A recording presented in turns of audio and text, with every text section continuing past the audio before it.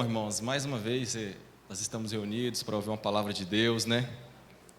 Para Deus falar com a gente. Eu creio que todas as vezes que a gente se reúne, Deus fala com o povo, Deus responde o povo, Deus dá uma orientação ao povo.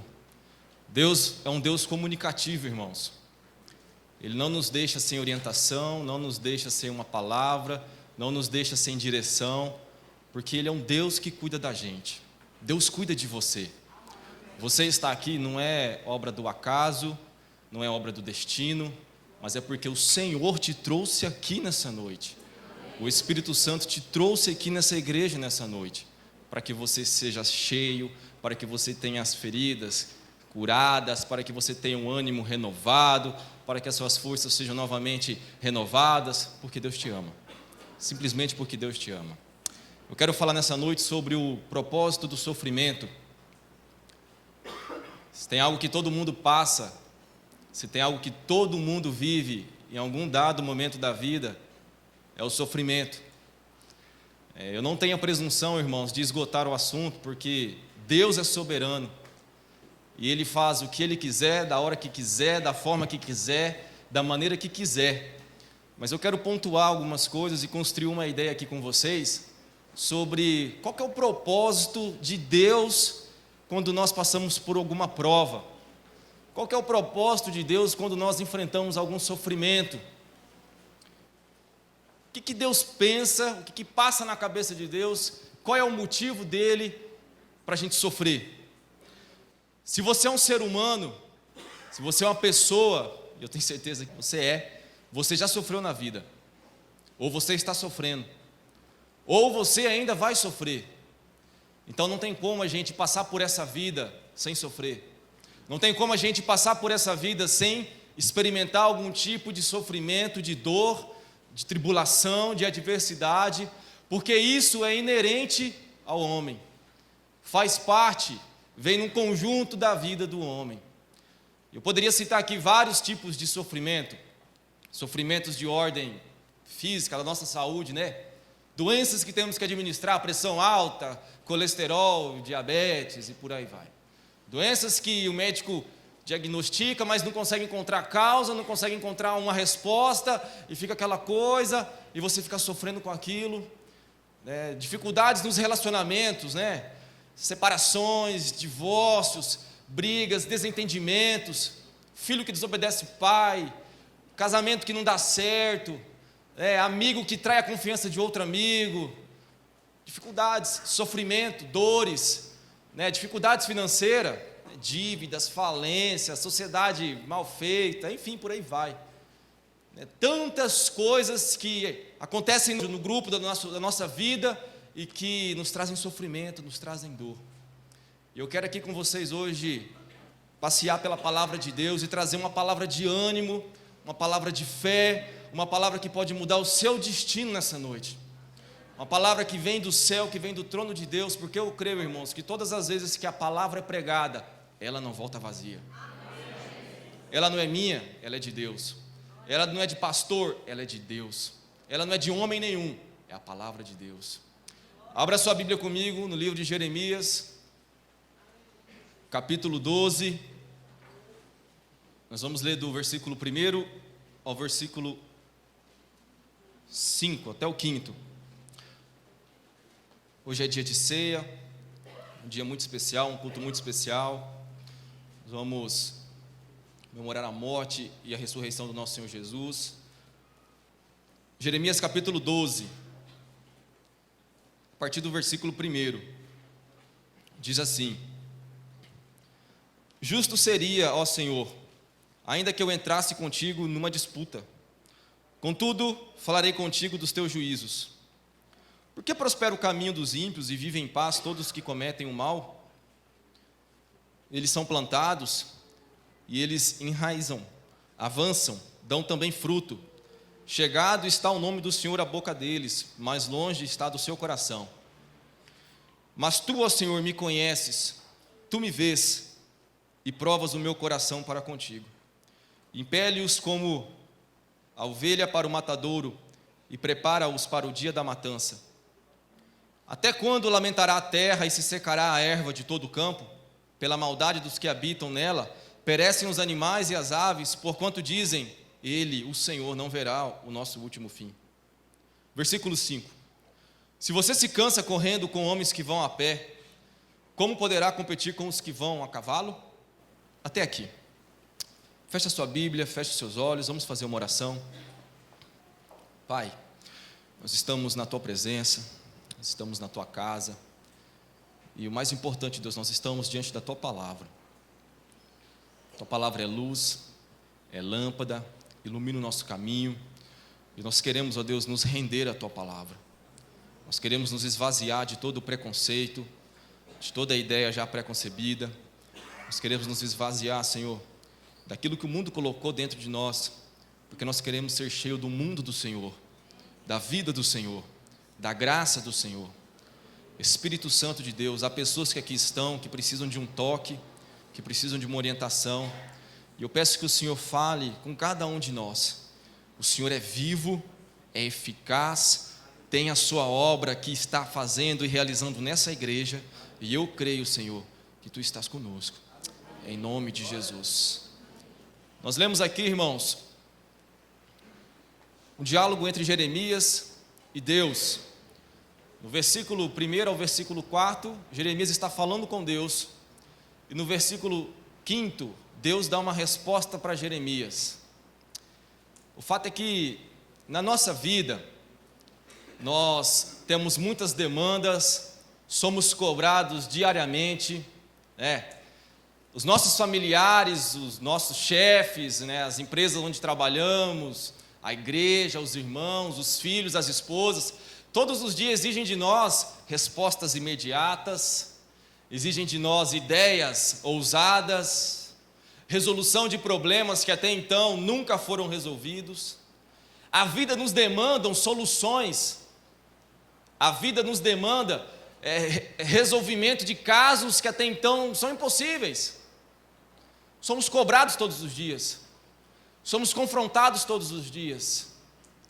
A verdade é que muitas vezes, diante desses confrontos, dessas demandas, não nos sentimos capazes de resolver sequer um mínimo problema. Não nos sentimos dignos, não nos sentimos fortes, não nos sentimos inteligentes de sequer dar uma resposta à altura, de sequer resolver e dar uma solução para um problema pequeno. Eu gosto de Deus, irmãos, porque Deus, Ele é muito objetivo nas suas respostas. Deus, Ele não fica construindo uma ideia. Deus, Ele não fica argumentando. Ele vai direto ao ponto. Jeremias começa a colocar diante de Deus um lamento. Olha aqui, Senhor, eu não consigo viver no meio de gente má, que só faz maldade, mas que tudo dá certo. Não consigo, Deus, ver o ímpio ser plantado, enraizar, crescer, dar fruto, enquanto eu, justo, estou sofrendo. Você vê do primeiro versículo até o 4, Jeremias colocando o seu lamento, Jeremias colocando a sua dor. Jeremias estava, irmãos, em um sofrimento agudo.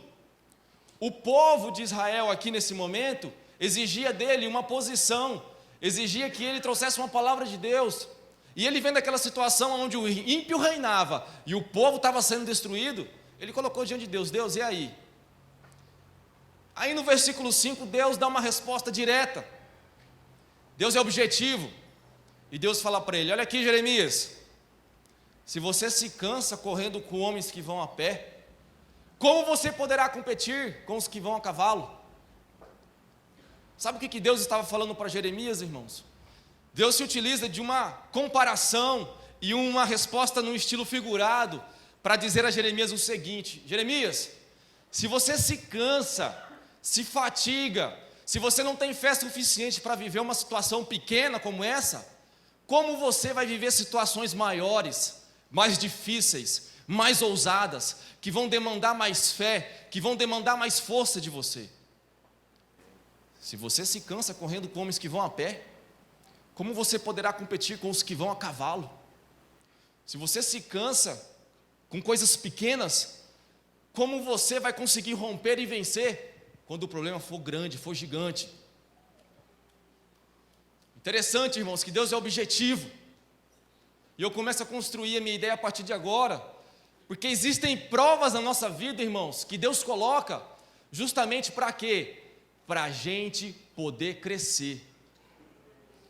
Existem situações que nós passamos, que nós vivemos, que é o próprio Deus que envia para nos amadurecer, para tirar o bico, a chupeta da nossa boca, a mamadeira, para a gente parar de tomar leitinho, para comer comida sólida. Deus está falando para Jeremias: você está se cansando, correndo com homens que vão a pé? E quando começar a verdadeira corrida? E quando os homens que correm a cavalo começar a correr, você vai conseguir correr com eles? Se você se cansa com esses problemas pequenos, como é que você vai se portar com os problemas grandes? Para você entender, eu preciso fazer uma diferença e deixar muito bem claro na sua cabeça a diferença de tentação e provação.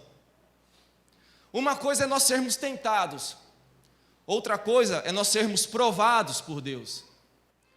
Preste atenção, a tentação, ela vem para nos derrubar, a provação vem para nos exaltar. A tentação vem para nos levar para longe de Deus, a provação vem para nos aproximar de Deus. A tentação vem para nos fazer pecar, mas a provação vem para nos consagrarmos mais, orarmos mais, jejuarmos mais. Por isso que Deus se utiliza de algumas provas para que nós nos aproximemos mais dele. Tiago, quando ele desenha, quando ele escreve essa situação, onde ele diferencia a tentação da aprovação, ele é muito bem claro. Você não precisa abrir, não. Tiago capítulo 1, a partir do versículo 12, Tiago escreve assim: bem-aventurado o homem que sofre com perseverança a prova, porque depois de ser aprovado, receberá do Senhor a coroa da vida, a qual o Senhor tem prometido a todos que o amam. Preste atenção na construção do versículo, irmão. Bem-aventurado o homem que suporta com perseverança a prova. No versículo 13, Tiago vem falando: ninguém, ao ser tentado, diga, de Deus sou tentado. Primeiro, porque Deus não pode ser tentado pelo mal. Segundo, Deus não tenta ninguém. Mas nós somos tentados, no versículo 14, pelo nosso próprio desejo mal, quando este nos atrai e nos seduz. E o desejo após consumado gera o pecado, versículo 15. E o pecado após cometido gera a morte. Olha a diferença básica.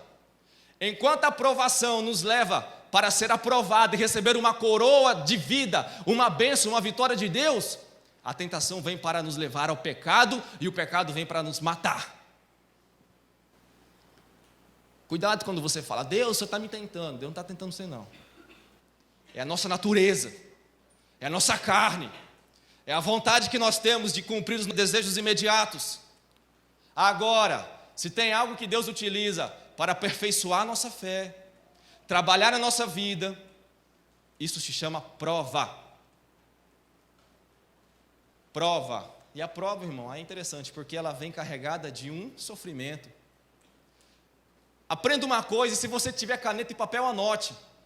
Deus está mais preocupado com a sua vida espiritual do que com o seu conforto.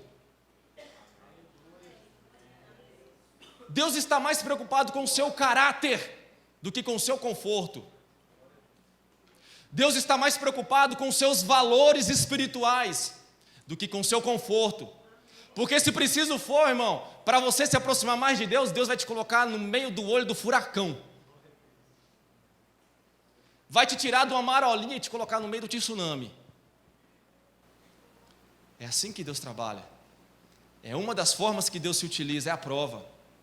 É uma das formas que Deus se utiliza, é o sofrimento na vida do cristão. Aí nós nos perguntamos: mas por que sofremos, né? Por que tanta dor? Há lutas, há sofrimentos, há dores que começam e parece que não terminam nunca. Vivemos anos, meses, semanas, sei lá, décadas, carregando algo na nossa vida que parece que não tem fim. Uma dor aguda, um sofrimento. Por que sofremos, Gustavo? Se servirmos a Deus, se Deus é bom, por que Deus deixa um homem bom sofrer? Por que Deus deixa um homem de Deus sofrer? Te digo uma coisa: quer saber se o homem é de Deus? Ponha sofrimento nele. Põe a dor nele. Quer saber se o homem realmente é bom? Põe um sofrimento na vida dele. Põe a dor na vida dele. Aí nós saberemos se é bom ou não. Porque é na dor que nós conhecemos os nossos valores. É na dor que nós externalizamos o nosso coração. É na dor que nós realmente nos mostramos, arrancamos as máscaras e evidenciamos a nossa vida. Mas por que sofremos? Por que tanta dor, tanta angústia, tanto sofrimento? Parece que eu não vejo esperança. Parece que eu não vejo saída. O túnel só está escuro. Não vejo luz. Eu quero passar para vocês aqui, irmãos, 5 propósitos pelo qual nós sofremos. Deus possui uma faculdade, onde todos nós temos que passar por ela. E nessa faculdade tem uma matéria que você não pode optar por fazer ou não, você é obrigado a fazer. É a matéria do sofrimento. E se você for reprovado, você vai ter que passar de novo. Porque senão você não pega o diploma lá no final. Todos nós precisamos passar por esse curso da faculdade de Deus, a matéria do sofrimento.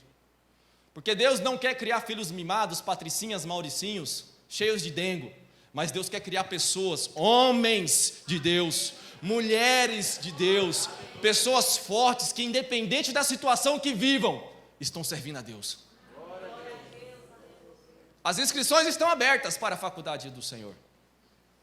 Corra, matricule-se, mas saiba que você vai ter que passar por algum sofrimento. Primeiro propósito pelo qual nós sofremos, anote aí, para o nosso crescimento. Primeiro propósito pelo qual Deus nos faz crescer, para o nosso crescimento. Irmão, se há um indicativo, se há um parâmetro que faz um homem crescer na vida, é a dor. É a dor. Quanto mais você consegue suportar dor, significa que mais você pode crescer. Se você suporta pouca dor, você não pode crescer muito. Mas se você suporta muita dor, você pode ir longe. É fácil, né? A gente vê aqui, vem na igreja, acontece isso com muita gente. Vê o nosso pastor pregando, uma bênção, aí lá da cadeira senta e pensa assim: eu poderia fazer melhor que esse pastor. Ah, mas se ele fizesse assim, se ele pintasse dessa cor.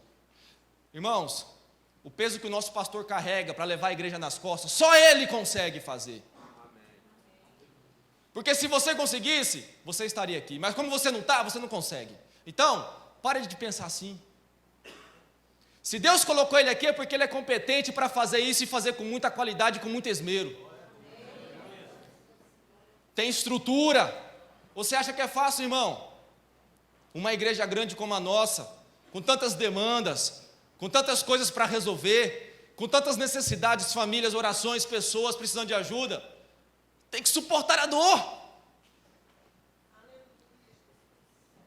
Você olha para o seu chefe, você olha para o dono da empresa onde você trabalha, esse cara não está com nada. Se eu fosse ele, eu fazia assim, assim, assim, assado. Você não é dono, você não é chefe, você não sabe a dor que é carregar uns funcionários chatos igual você nas costas.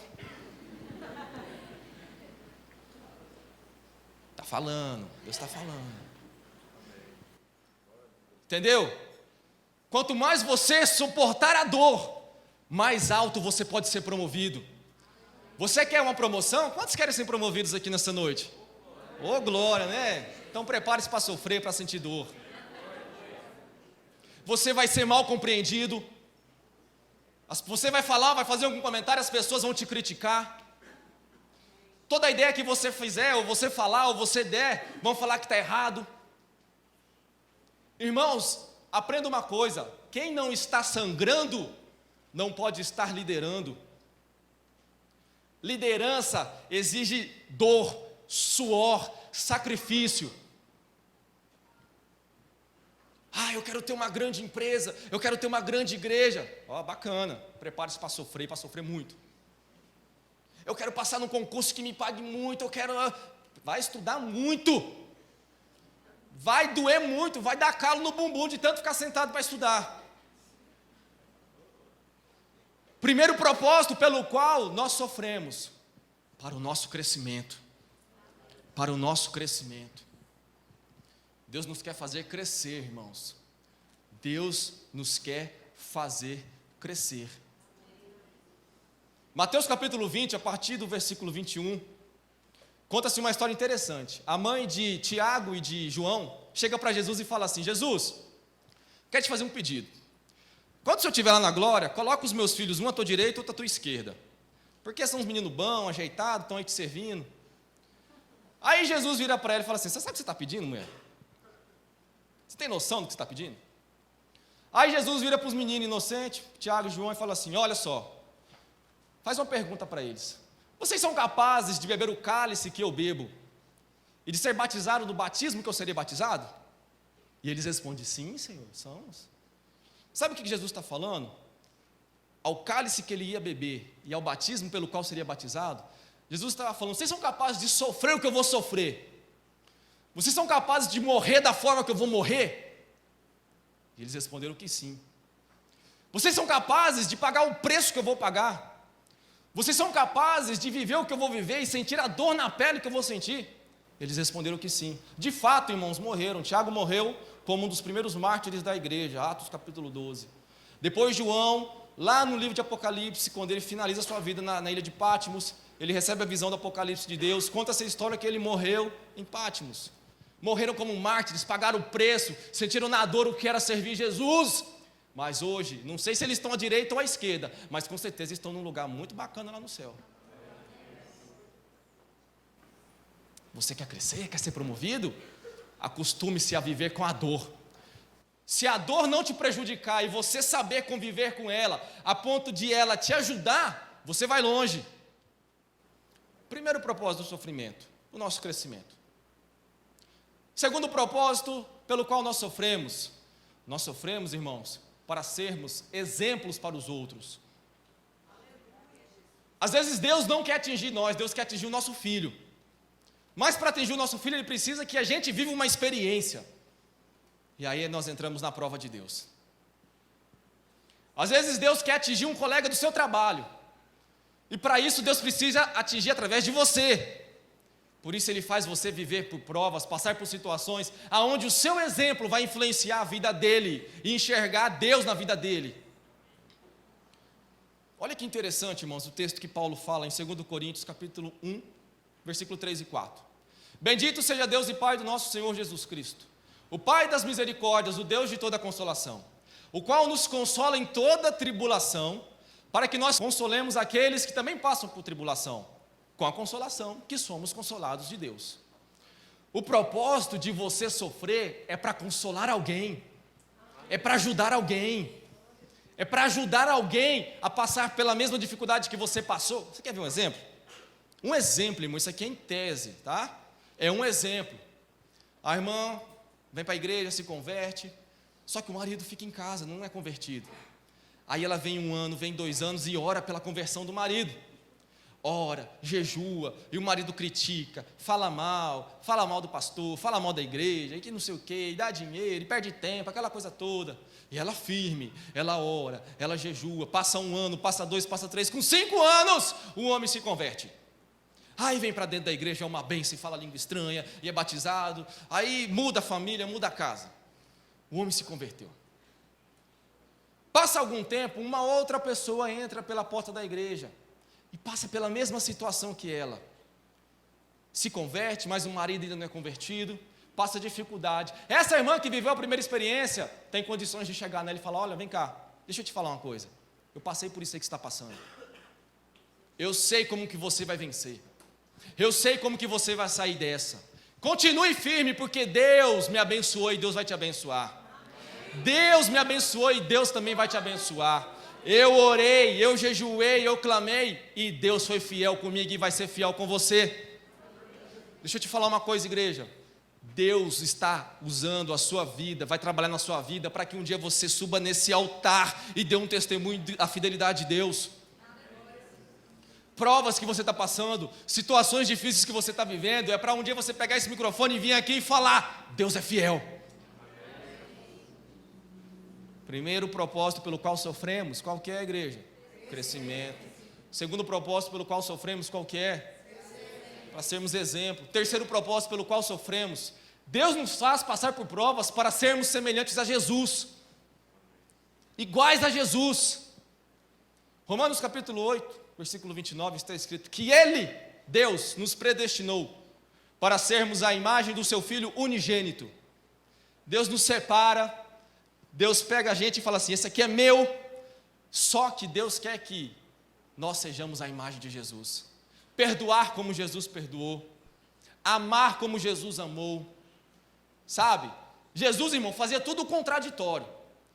Quando Jesus ia tomar uma decisão importante, o que a gente faz? A gente pede opinião de muita gente, né? Jesus ia para um monte orar. Quando Jesus começava a curar as pessoas, né, o nome dele começava a ser conhecido, o povo se aglomerava, o povo se juntava, né, para ovacionar Jesus. Jesus fugia, pegava os discípulos, 12 e ia para longe. Nós não, a gente quer fama, né? Holofote, foto, tal, aquela coisa. Mas Deus quer fazer com que a gente seja semelhante a quem? A Jesus. Humilde, simples, desapegado com as coisas do mundo, voltado para as coisas de Deus, esperando no Senhor, resiliente. Terceiro propósito pelo qual Deus nos faz sofrer, para que a gente seja semelhante a Jesus, porque quando nós somos semelhantes a Jesus, o mundo verá a glória de Deus na nossa face, o mundo verá a presença de Deus na nossa vida. Jesus não vai ser uma historinha como muitos falam, mas vai ser alguém vivo, real, na vida de muita gente aí fora que precisa recebê-lo. Primeiro motivo pelo qual nós sofremos, qual que é? Segundo motivo pelo qual nós sofremos, qual que é? Terceiro motivo pelo qual nós sofremos, para sermos a imagem do Filho de Deus, a imagem de Jesus. Quarto motivo pelo qual nós sofremos, sabe por que Deus nos coloca no meio da prova? Para gerar em nós uma dependência maior dEle, para gerar em nós uma dependência maior de Deus. Salmo 119, versículo 71, o salmista fala assim: foi bom eu ter sido afligido, para que aprendesse a tua palavra. Enquanto ele não tinha passado por problema, irmão, não estava nem aí, estava relaxado com a vida espiritual, não vivia a palavra, não conhecia a Deus. Deus mandou uma provinha, segura aí, toma, domina no peito, joga. Ai Senhor, agora eu conheço a tua palavra, Senhor. Foi-me bom ter sido afligido para que aprendesse a tua palavra. Sabe, irmãos, e é lamentável que muitas vezes nós vivemos assim. Quando tudo vai mal, Senhor, eis aqui o teu servo, fala que o teu servo escuta. Eu quero ouvir a tua voz, participa da oração, vem, jejua, faz o perfil da fé, né? É obediente, cumpre os horários. Começa a ter um pouquinho mais de dinheiro na conta, troca de carro, vai para uma casa melhor, esquece de Deus. Aí Deus, você está esquecendo então? Eu te amo, eu não vou deixar você ir longe. Toma uma prova, segura essa daí, toma mais uma. Não, você não é forte? Toma, aguenta essa daí, né? Você quer um exemplo muito bacana? Muita gente que trabalha com vendas, a pessoa trabalha com vendas, chega um mês que ela bateu a meta, bati a meta, meu Deus, aí chega na empresa, eu sou bom, e o cara é crente, vem na Igreja Batista Nacional, dizima, oferta, aí bateu a meta aquele mês, aí chega na empresa, eu sou bom, fiz contatos, encontrei novos clientes, eu sou bom, se somar todos os outros funcionários aí, não chega nem a metade do que eu fiz, aí Deus está só do céu vendo, você é bom, você é o cara, você é o mega, o super, o pop, star, né? Aí no segundo mês, ele cai para terceiro lugar, opa, já não é mais primeiro. No terceiro mês ele cai para 10º, no quarto mês ele cai para 20º, aí ele vem para a igreja. Meu Deus, como as coisas estão. O cara está até com perigo de perder o emprego. Meu Deus, as coisas estão difíceis. Aí Deus olha lá do céu e fala: mas você não é o cara? Você não é o bam? Você não é o bom? Por que agora você quer minha ajuda? Irmãos, sabe qual que é um dos maiores males dos cristãos? É não saber conviver na bênção, é não saber viver na bênção, sabe? Muitas vezes nós prostituímos a nossa fé, trocamos Deus por coisas, por dinheiro, por objeto. É só nossa vida melhorar que eu descarto Deus. E Deus não quer isso da gente. Deus quer compromisso, Deus quer seriedade. E se preciso for, irmão, você vai ficar no meio da prova por um bom tempo. porque Deus te ama. Deus tem um propósito na sua vida. Deus tem um plano para realizar, e enquanto Ele não realizar, você não vai sair dessa terra. Hebreus capítulo 12, versículo 6 fala que Deus açoita um filho como o pai corrige o filho. Deus ama um filho como o pai ama o filho. Deus te ama, por isso que Ele vai te corrigir.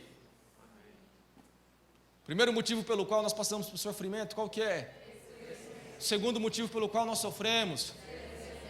Terceiro motivo, sermos a imagem do Filho de Deus, de Jesus. Quarto motivo, para gerarmos dependência de Deus. Quinto motivo pelo qual nós sofremos, para termos experiências com Deus.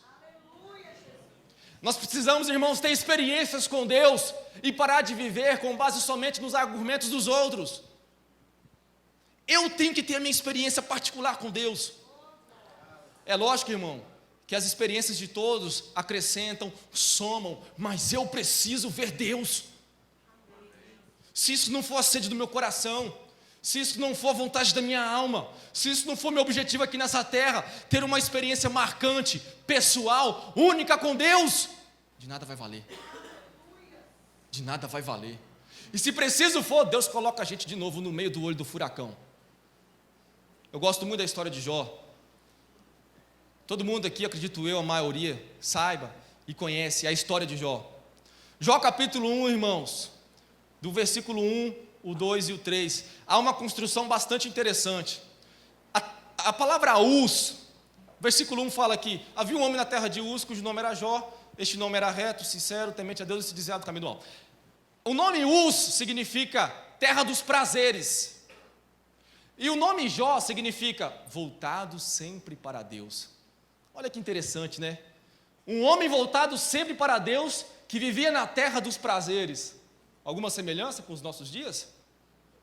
Alguma semelhança com nós?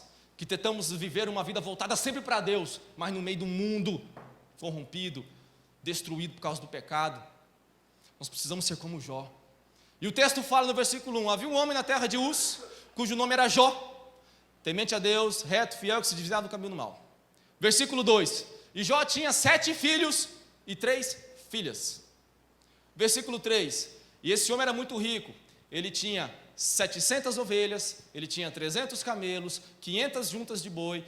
Irmãos, as coisas estão na Bíblia, não é por acaso. Tudo tem um propósito. Sabe como que Deus olha a nossa vida? Da mesma forma que Deus olhava a vida de Jó. Primeiro, Deus olha nosso caráter, um homem temente a Deus, fiel.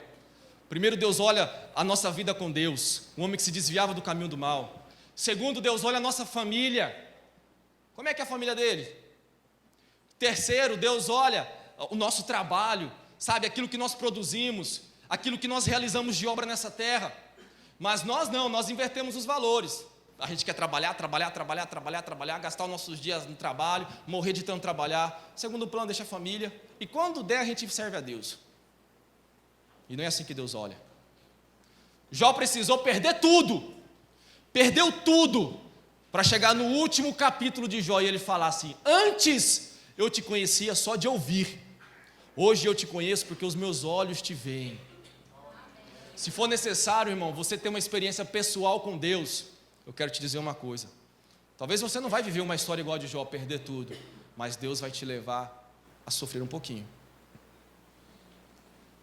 Deus vai te levar para um lugar onde você vai ter que acostumar a conviver com a dor, para ter uma experiência com Deus Todo-Poderoso, para ter uma experiência com o Criador do céu e da terra, para ter uma experiência com o Criador deste mundo, porque Ele te ama, e Ele move o céu e a terra para ter você perto dEle.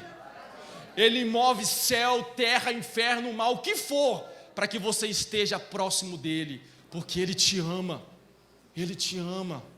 Sabe, irmãos, o sofrimento não dura para sempre.